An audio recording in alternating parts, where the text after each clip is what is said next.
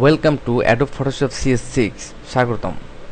Adobe Photoshop CS6 আমাদের সর্বশেষ পাওয়া একটি ভার্সন এবং অ্যাডোব ফটোশপ CS6 সম্পর্কে আমরা এখন আলোচনা করব। শুধু তাই নয়, পূর্বে আমরা অনেকগুলো ভার্সন পেরিয়ে 2012 আমরা এখন অ্যাডোব ফটোশপ CS6 আমরা ব্যবহার করছি।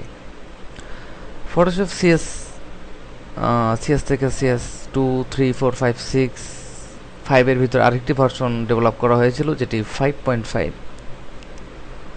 যারা 2002-3 কাজ করেছেন তারা ফটোশপ 7 দিয়ে খুব সুন্দরভাবে কাজ করা শুরু করেন এবং গতানুগতিকভাবে অ্যাডোব ফটোশপ খুব বেশি ডেভেলপ হয়েছে, যেটা আমরা এখন 2012-এ দেখছি যে অ্যাডোব ফটোশপ CS6, যেটা দিয়ে এখন ভিডিও এডিটিং এবং 3Dর কাজ করা সম্ভব।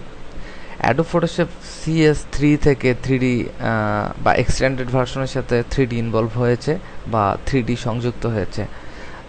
অ্যাডোব ফটোশপ CS6 আমরা দেখব এবং এটির যে নতুন ফিচার আছে এগুলো নিয়ে আলোচনা করব।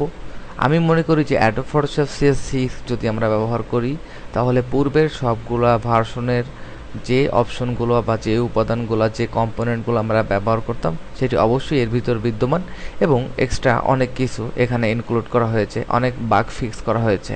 তো দেখা যাক আমরা অ্যাডোব ফটোশপ CS6 দিয়ে কিভাবে কাজ করতে পারি এবং আমি জানি না আমি কতটা সুন্দরভাবে আপনাদের দেখাতে পারবো, তবে চেষ্টা করব যে কিভাবে অ্যাডোব ফটোশপ CS6 দিয়ে সুন্দরভাবে ইমেজ এডিটিং বা ইমেজ ডেভেলপিংয়ের কাজ সুন্দরভাবে করা সম্ভব তা নিয়ে আমরা অবশ্যই নেক্সট চ্যাপ্টারগুলোতে আলোচনা করব।